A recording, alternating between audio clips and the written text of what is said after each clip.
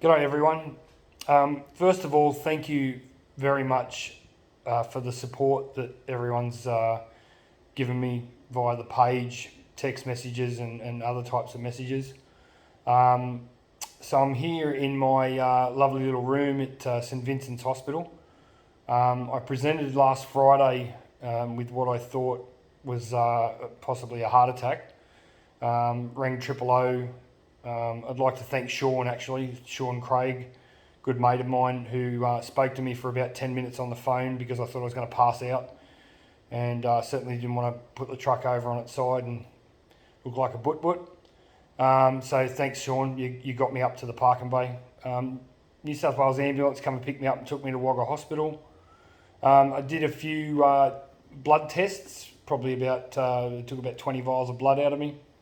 They also did a CT scan and an X-ray, and basically said that I had to go off to St Vinny's because I had some unusual cells in my blood.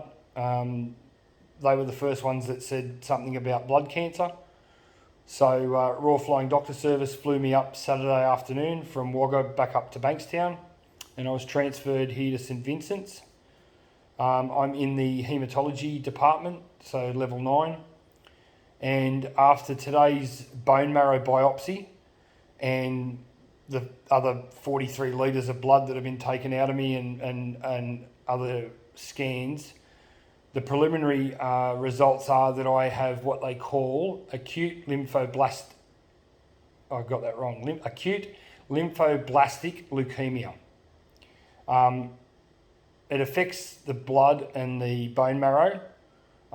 It's not allowing the red blood cells to do their job, which is to carry oxygen around. My platelet levels are critically low because a simple shaving cut and I could probably bleed out. They've come up with a treatment plan. I'm going to be transferred to Nepean sometime, hopefully tomorrow or the next day. The treatment plan is fairly aggressive chemotherapy.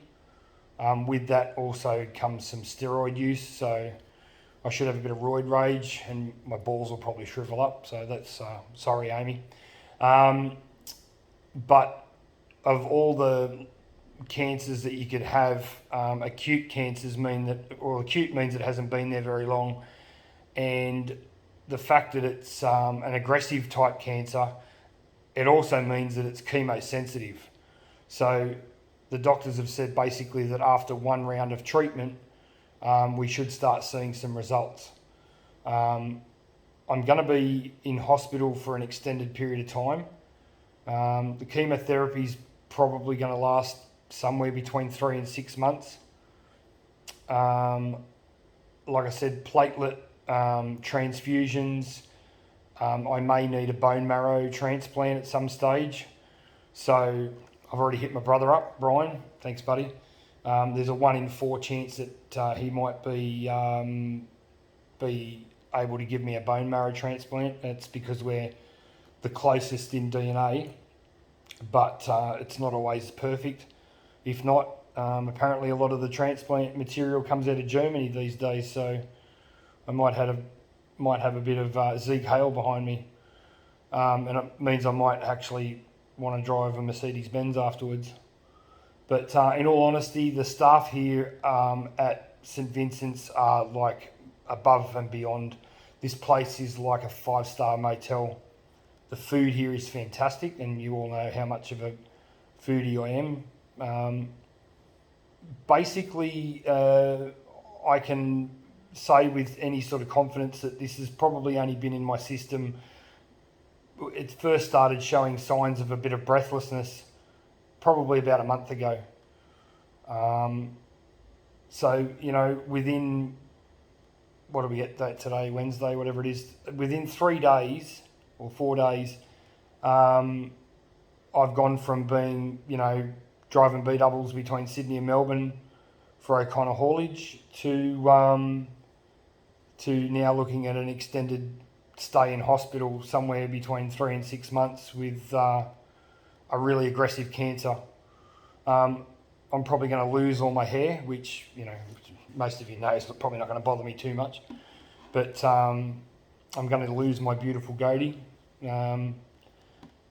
It's going to mean that there's going to be some tough times ahead for me. I'm in for a boxing match with Mike Tyson and Kostya Tszyu, and I couldn't throw a straight punch if I tried. Although the odds might be stacked against me, the doctors here keep reminding me that I have age on my side and that I'm quite young when it comes to this sort of thing. So, Courtney, bite your bum, I'm not old. And that I don't have any other, health effects that could mean that this is going to compromise the treatment. They seem quite confident. There's still a few more tests to run before we get an exact, treatment. But I just thought I'd give, for everyone's sake, a bit of an update. Again, thank you all very much from the bottom of my heart. Those of you that have reached out to Amy, I know that, we've only been together for 12 months and this is an extremely tough thing. It's hard on families that go through this, that have been married for 10 or 20 years, let alone a couple that's only been together for 12 months. She's been an absolute rock through all of this.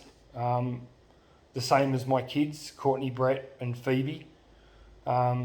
Phoebe surprised me the other day when we told her that what was going on, and she sort of really seemed like she understood, but got back in the car with her mum and basically dropped the bundle and started asking a whole heap of questions. And when Joanne said to her, well, you could have asked Dad these questions, not in any sort of way that, but she said that she wanted to stay brave and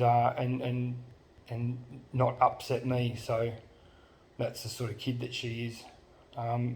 I'm surrounded by the right people medically, and as long as you guys just keep doing what you're doing, the check-ins, the how you going, Big J, the we love you, all the rest of that soppy bullshit, please keep it up, because I'm going to need it. There's going to be times where I'm going to be on the floor, and I think I'm going to be in the bowels of the devil. It's going to be a tough fight. But I do sincerely appreciate every one of you that has sent a message, checked in, how you going. I don't want to name everyone because I don't want to single anyone out, but you all mean the greatest to me. Thank you. Please keep it up. And hopefully this time next year I can say, fuck you, cancer. Thanks, everyone.